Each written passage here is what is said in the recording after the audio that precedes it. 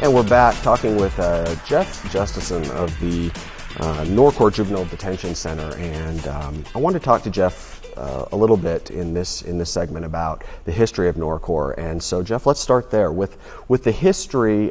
There's a reason why the Dells was chosen, and there was kind of a significant amount of hurdles that had to be overcome in order to get it here. And there's also a positive aspect of having a facility like NORCOR in a community where a lot of people may not really see that. So let's talk about that a little bit.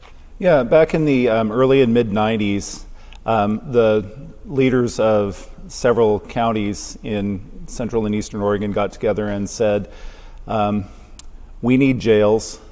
It costs a lot to build and run a jail. So is there any way we can get together and do something regionally? And through a lot of work by a lot of people, they actually had to create some legislation at the state level to allow the counties to come together to have a vote on a bond to have the facilities built. And initially, it was Hood River, Wasco, Sherman and Gillum, and Wheeler counties. And at some point, Wheeler County decided it just didn't make sense for them, and so they dropped out. But the four other counties stayed through the process. Again, a lot of work by the county government leaders of those counties, and they created this vision of what they wanted and had the legislation passed, and I believe in 1998 passed the bonds, and construction began, and NORCOR opened in 1999. In 99, okay. Has there been any significant changes to the facility since it opened in 99, or just upkeep? Not really any big changes, but yeah, the maintenance of a couple big buildings like we have is enough to keep us busy, and they're part of the thing about keeping the buildings in good working order is the work of the staff that works there. I mean, they do a lot of cleaning and keeping up on the maintenance as you go instead of letting things fall apart. Fall behind. We still get remarks both in the juvenile and adult facilities about how new and clean the buildings look for being 10 years old and being used that long. Yeah. Well, let's talk then about some of the changes or some of the programs maybe that you've implemented or that have been implemented right there in the youth facility. You guys have actually some things that I thought was pretty impressive, you know, your horticultural program, and also schooling and things like that, you know, people may not realize, oh, that's right, these kids are not even out of high school, so they've still got to go to school and stuff while they're there. So tell us about that. Yeah, we do a lot of programs. The youth don't just come in and sit in a room while they're there and then leave when the judge says they can leave. So during the week, all year round, Monday through Friday, they're in school. And the education in juvenile detention facilities is the responsibility of the Oregon Department of Education, and they'll contract with local school districts or ESDs to provide education in the facility. And currently, the contract is with North Wasco School District number 21, and we have a full-time teacher and a full-time teacher's aide actually just assigned to NORCOR. And that's a big part of our day because the kids are in school for about 5 hours a day, and 6 if you count exercise being an hour of PE. But the teacher that we have is doing an outstanding job with really what results in being a one-room schoolhouse. When he gets to school in the mornings, he doesn't know how many kids he's going to have. He doesn't know what age they are. He doesn't know what levels of education they're at. We might have a 12-year-old that is at middle school level. We might have a 17-year-old that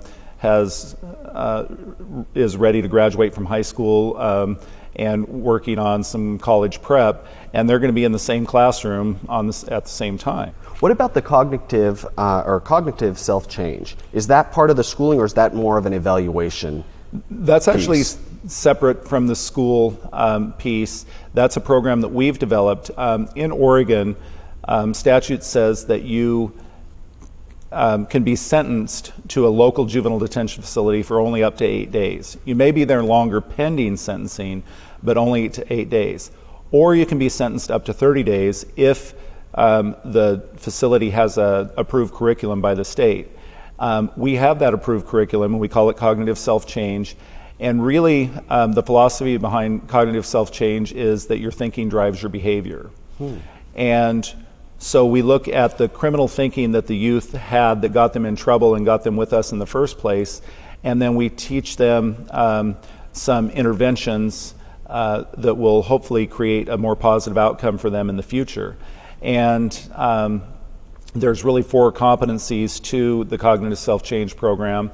1 is to think about your thinking. 2 is to identify high-risk thoughts. 3 is to create alternatives to those thoughts that will hopefully create a positive outcome. And 4 is to practice what you've learned.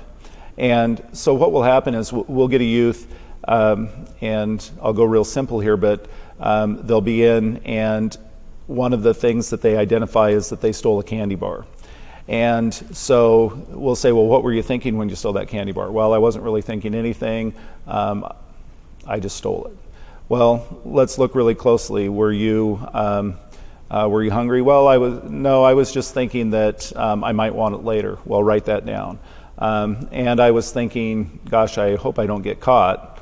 Well, write that down. And we go through and we talk about all of the things that they were thinking when that crime occurred.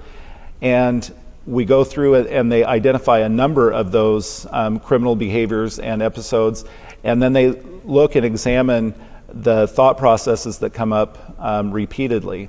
And an example of a thought process that might come up is minimization, where they may say, well, it wasn't that big of a deal, it was just a candy bar. Or it wasn't that big of a deal, it was just a fight after school. Or it wasn't that big of a deal, it was just marijuana that I smoked. Well, that's a pattern of using minimization. They're thinking that whatever they're doing wasn't that big of a deal. Mm-hmm. And so we try to teach them some new thought processes that is a big deal, and then they practice those in groups with other youth and in role play situations. Okay. Well, I want to talk to you. We got to take another break here real quick, but when we come back, I want to talk to you a bit about some of the success rates, and if you have any numbers on maybe repeat offenders and things like that. And this program that you just spoke of would be interesting to know what kind of success rates you've had with that. So we'll be right back, you guys. Stay with us.